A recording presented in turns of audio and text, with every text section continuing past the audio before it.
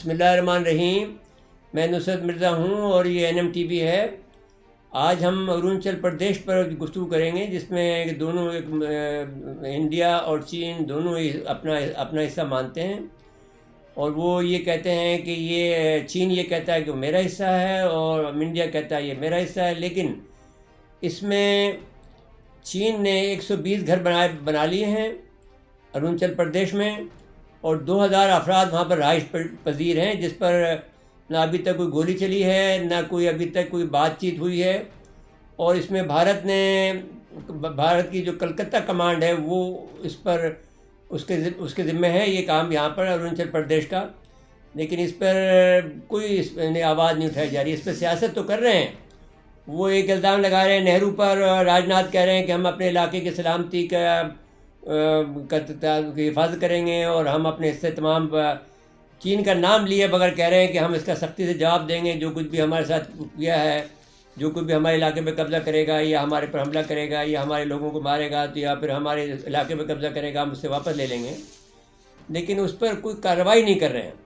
جبکہ شیو سینا جو ان کا پرانی ان کی اتحادی رہی ہے، ان کا یہ کہنا ہے کہ اروناچل اور لداخ میں چین نے جو قبضے کیے ہیں اس پر بھارت نے اب تک کیا کیا ہے، اور ابھی تک سوائے وہ جب سے مودی حکومت اقتدار میں آئی ہے وہ کوئی اس پہ کارروائی نہیں ڈال رہی ہے، سوائے اس کے کہ وہ بات چیت کر رہی ہے اور نہ آواز اٹھاتی ہے، نہ چینیوں سے مطالبہ کرتی ہے. اور چین یہ کہتا ہے، ان کو شٹ اپ کال دیتا ہے کہ یہ ہمارا علاقہ ہے، اس میں آپ ہمیں کچھ نہیں کریں.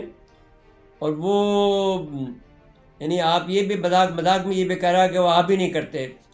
اس لیے وہ اس لیے نہیں کرتے کہ شاید بھارتی جو ہیں وہ بہت کمزور ہیں چین کے مقابلے میں، اور دوسرا جو راستہ جو ہے وہ بہت مشکل ہے انڈیا کے لیے، اور چین کے لیے بہت آسان ہے وہاں پہ جو اروناچل پہنچنا. تو اس لیے وہاں پر ایک قسم کا یہ الزام لگا رہی ہے کانگریس کہ آپ نے چین کو کلین چٹ دے رکھی ہے، اور اس پر چین کے جو اندر گھسانے پر آپ نے کوئی مزاحمت نہیں کر رہے ہیں.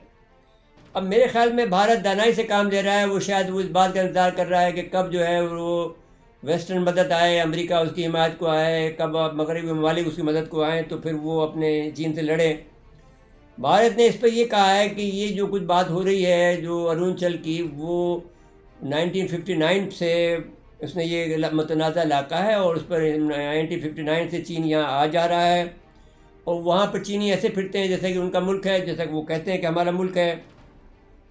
اب ہونا تو یہ چاہیے تھا کہ اگر وہ چین کا علاقہ تھا تو پھر وہاں پر وہ بھارت کو وہاں پر لڑنا چاہیے تھا، اس کا مقابلہ کرنا چاہیے تھا. لیکن وہاں پر وہ مقابلہ اس لیے نہیں کر پا رہا ہے کہ وہاں پر وہ اپنی نہ فوج بھجوا سکتا ہے اور نہ وہاں پر راستے بنے ہیں. وہاں کا جو وزیر تھا، جو وزیر اعلیٰ تھا، انہوں نے کہا یہاں پر 1100 کلومیٹر کی ہائی وے ہمیں بنا لینی چاہیے تھی، ورنہ تو پھر ہم تبت کے اس علاقے میں ہم اپنی فوج بھجوا سکتے تھے. لیکن ابھی تک انہوں نے بنائی نہیں ہے. تو بھارت میں جو اس وقت بھارت کے علاقے میں اروناچل پر چین نے آج اندر آیا ہے، لداخ میں آیا ہے، سکم میں آیا ہے، اور کئی جگہ پر وہ اور جگہ پہ آیا ہے. 24 ایسی جگہوں پہ آیا ہے جس میں کہ بھارت بہت مجبور ہے، اگرچہ وہاں چوکس ضرور ہوا ہے. اب ایک سب سے اہم بات جو ہے وہ یہ ہے کہ کارگل کے اندر میں چائنا نے مداخلت کی ہے، اور وہاں پر انڈیا کی جو فضائی موومنٹ ہے اس کو روک دیا ہے. اور 24 جگہ کی جو نگرانی انڈیا کر رہا ہے میک موہن لائن پر، وہاں پر بھی چینی جو ہے وہ اندر آ رہے ہیں آہستہ آہستہ.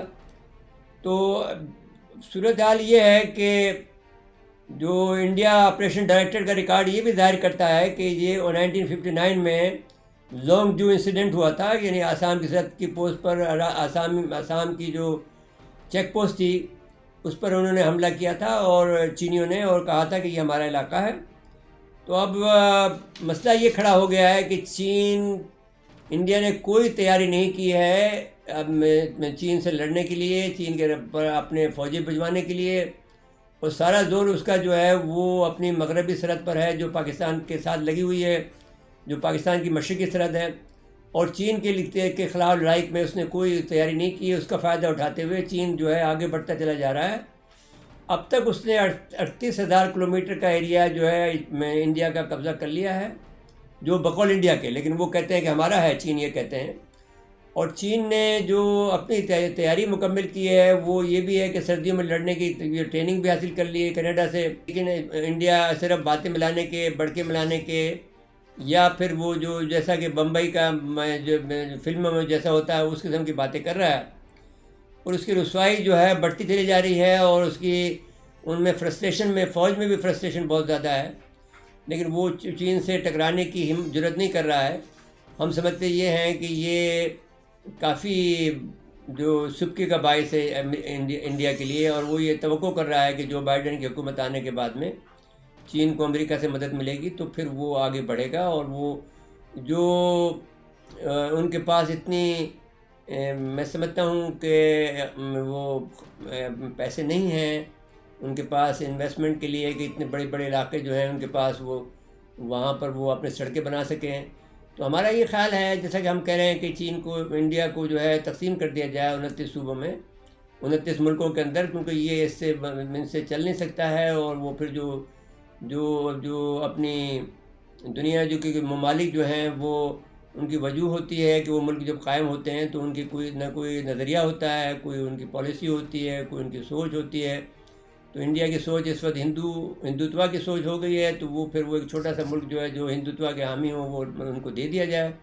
باقی لوگ جو ہیں یہ اروناچل کے لوگ جو ہیں یا جو چکن نیک ہے، یہ سب لوگ ڈفرینٹ مذہب کے لوگ ہیں، اور یہ عمومی طور پر یہ بدھ مت کے حامی ہیں.